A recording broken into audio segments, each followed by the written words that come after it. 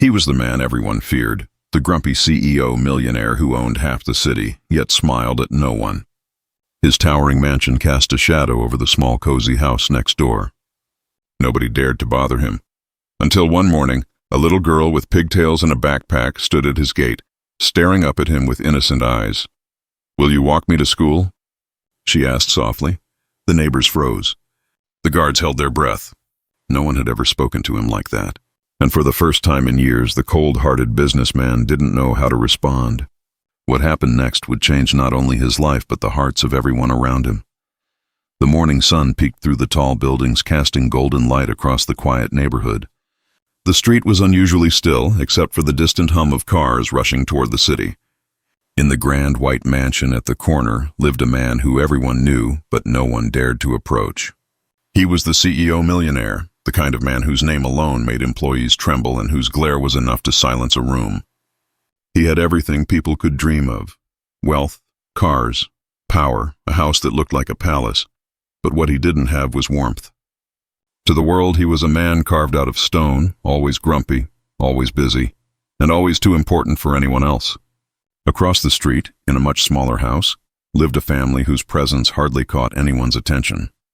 Among them was a little girl, no older than 7, with big brown eyes that carried the brightness of innocence and curiosity.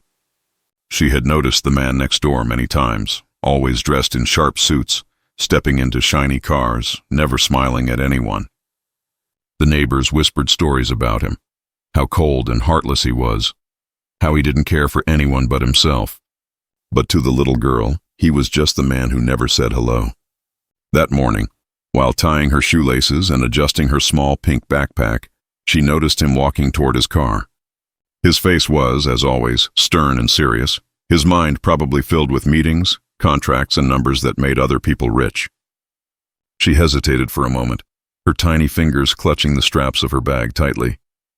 Then, gathering all her courage, she walked toward the tall iron gate of his mansion. The guards standing by raised their eyebrows in shock as they saw her approaching. No one ever dared to disturb their boss, not even the neighbors. Yet here was this little girl walking straight up with the boldness only innocence could give. The man stopped when he saw her. He frowned, confused by her presence.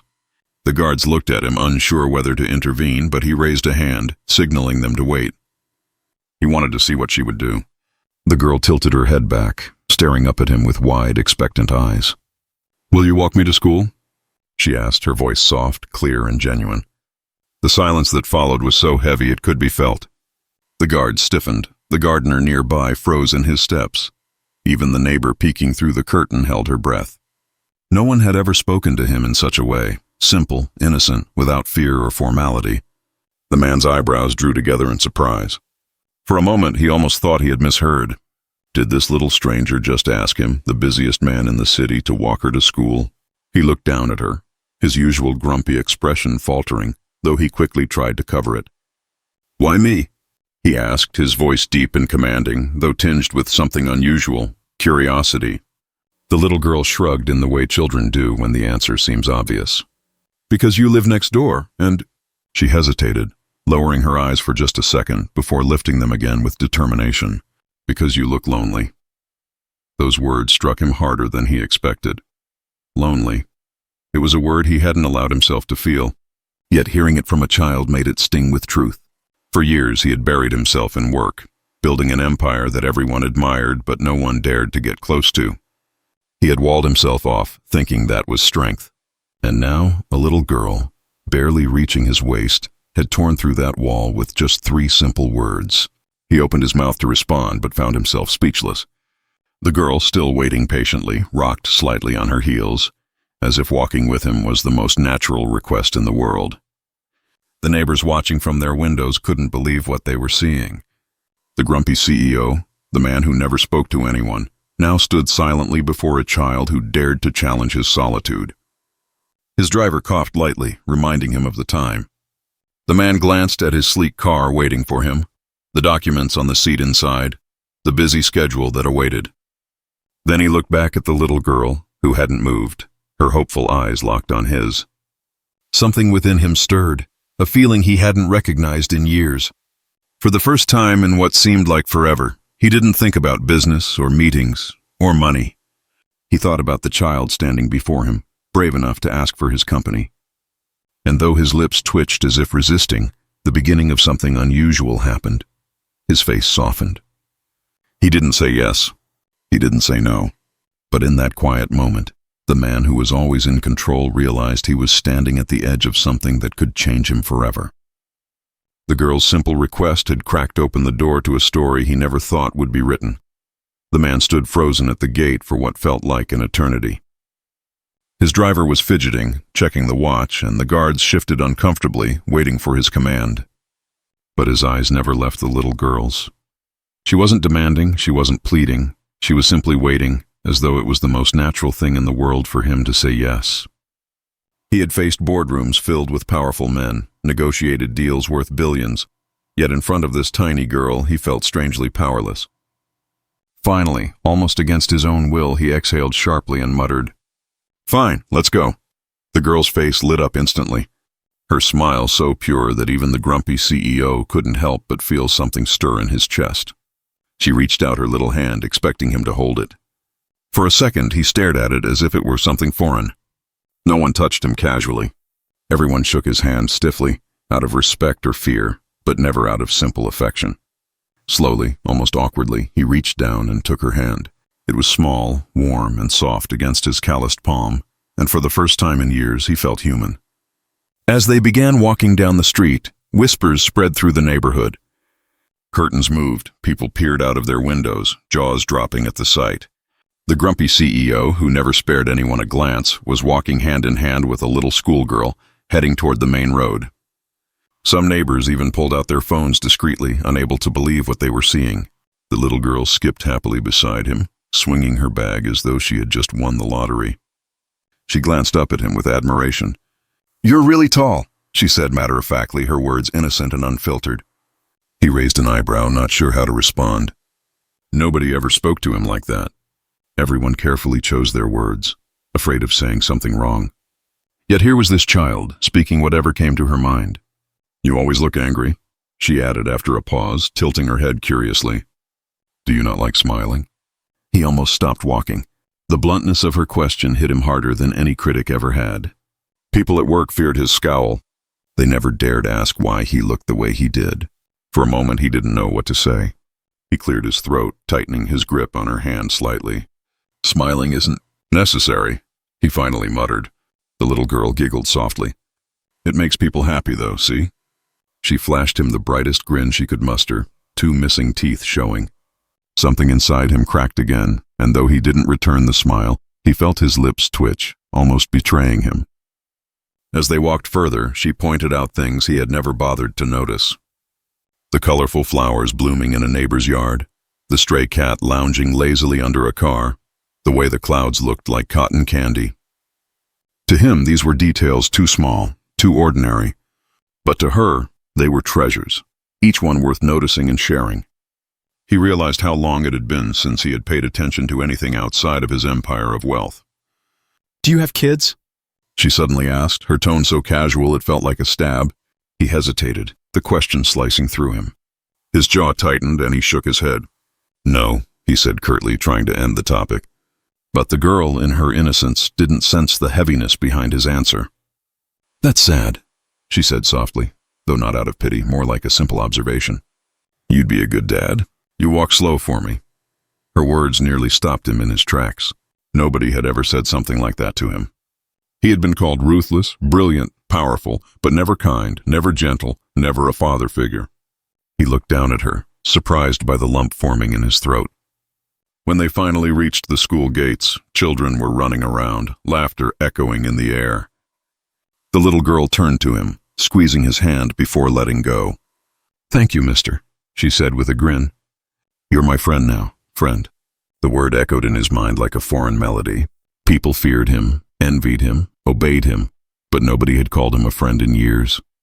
As she ran inside the schoolyard, waving one last time before disappearing into the crowd, he stood rooted in place, staring at the gate long after she was gone. The driver approached carefully, whispering, "Sir, we're late." But the CEO barely heard him. For the first time in years, he wasn't thinking about meetings, profits, or schedules. He was thinking about a little girl with a pink backpack, missing teeth, and a smile that felt like sunlight breaking into his world of shadows. And though he didn't admit it out loud, something inside him had shifted. Walking her to school wasn't just a small act. It was the beginning of something he didn't even know he had been missing all along. The next morning came, and though the CEO's schedule was as tight as ever, his mind lingered on the memory of the little girl's smile. He sat in his study with a cup of coffee, his laptop open and emails flooding in, but his focus kept drifting. The words she had spoken echoed in his head. "Because you look lonely." He hadn't been able to shake them off. That innocence, that honesty, something about it had cracked through the fortress he had built around himself. He told himself it had been a one-time thing. He had humored her out of surprise, nothing more. But when he stepped outside and saw her waiting by the gate again, backpack on, her small hand waving as though she had been expecting him all along, his heart betrayed him. He could have ignored her, could have brushed it off, but he found his legs moving toward her before his mind could argue. "You're late," she teased, her tone playful. He frowned, though it wasn't with anger. It was an unfamiliar sort of warmth mixed with disbelief. No one had ever dared speak to him like that. Yet here she was, unafraid, treating him as though he were just another neighbor, not the feared CEO. They began walking again.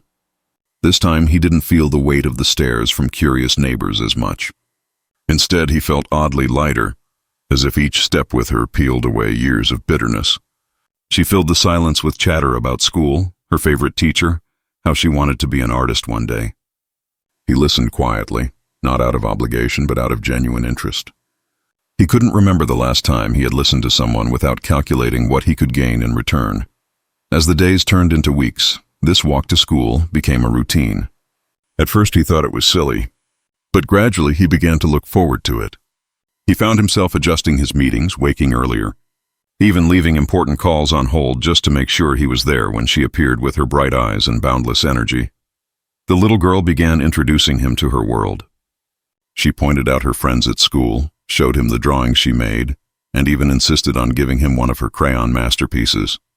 He accepted it reluctantly at first, but later found himself pinning it on the wall of his office, a small splash of color in an otherwise cold room. His employees were shocked when they saw it, but no one dared comment. One rainy morning, as they walked under his large black umbrella, she suddenly asked, "Why do you always walk me to school now?" He paused, caught off guard by the question. He could have brushed it off, but instead he found himself answering honestly. "Because you remind me of something I forgot a long time ago." "What's that?" she asked, curious. "That life is more than business and money," he admitted, his voice low but sincere. The girl smiled, her simple joy radiating through the storm. "See, you can smile." "I knew it." For the first time in years he laughed. It was rusty, awkward, but it was real. The sound surprised him as much as it did her. But the true turning point came one afternoon when the girl didn't come out of her house as usual. He waited by the gate, growing restless. Minutes stretched into half an hour before her mother stepped out, looking tired. She explained gently that her daughter had caught a fever and wouldn't be going to school that day. Something inside him tightened. Without hesitation, he sent his driver to fetch medicine, ordered fresh soup from the best restaurant, and even bought a stuffed toy before knocking on their door. The mother was stunned. Neighbors whispered about the grumpy CEO entering the small house, but he didn't care. He sat by the girl's bedside, watching her tiny chest rise and fall as she slept. When she woke, her eyes brightened at the sight of him. "You came," she whispered weakly. "Of course," he said, his voice softer than anyone had ever heard it. "Friends don't leave each other, right?" Her little hand found his, just as it had the first day. "Then promise you'll walk me to school forever," she murmured. He swallowed hard, feeling emotions he had long buried rise to the surface. "Forever," he whispered back, sealing a bond he hadn't expected to find at this stage of life. From that day on, he was no longer just the grumpy CEO millionaire. To the girl, he was her friend, her guardian, the man who never let go of her hand on the way to school. And to himself, he was something more than he had ever been before. Human again. The neighborhood that once feared him now looked at him differently. People began to see the rare sight of the powerful man laughing with a child, carrying her books, or listening intently to her endless stories. His empire remained intact, but for the first time, he realized that true wealth wasn't measured by money or power. It was in moments like these, in the warmth of a small hand that reminded him he was not alone. And so, the story ended not with deals or contracts, but with a man transformed by the courage of a little girl who simply wanted someone to walk her to school.